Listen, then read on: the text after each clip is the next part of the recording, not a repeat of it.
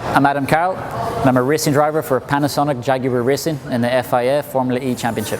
They're actually very challenging to drive. So with the technology, what makes them challenging is with the regen. So when you start with 100% in the battery, the battery is full, like a petrol tank would be full of fuel. So once you get to about 80%, the motor actually turns into a generator, and it generates power back into the battery. So when this happens, you get full regen. So we do that manually. So you arrive at a corner, you lift and coast, you pull the pedal, and the motor regens power back into the battery to top it up, and you get a lot of rear braking. So it's like pulling the rear brake on your bicycle or pushing the brake on a motorbike. So unless you're on top of this and staying with the brake bias over the 5-6 laps, you can get really caught out. So this is very challenging.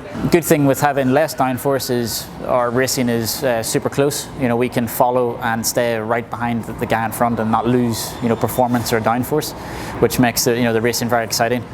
It's a pure race car. It feels as you would expect a race car to feel. It is very agile. It is you can feel everything on the road. They're not completely silent. You'll be probably quite surprised actually at the noise when you see them and hear them in real life. As a driver, you hear so much more. You hear the tires on the ground, you hear them sometimes squeal, you can hear the car hit the ground, you can hear the stones hit the car, you can hear the other cars, tires lock up, you can hear them crash and bang into each other. So there's lots of other aspects that you've never heard before with a combustion engine. Races are different because you have the energy saving strategy, so you have the lift and coast. So you have to do all this manually. So while you're driving, you lift and coast, lift off the throttle, you pull the pedal, you have to give your energy, you have to hit your energy targets, you have to talk to the engineer, you have to race the guy in front, race the guy behind. So we have about 44 actions a lap, which is about every 1.5 seconds we're doing something.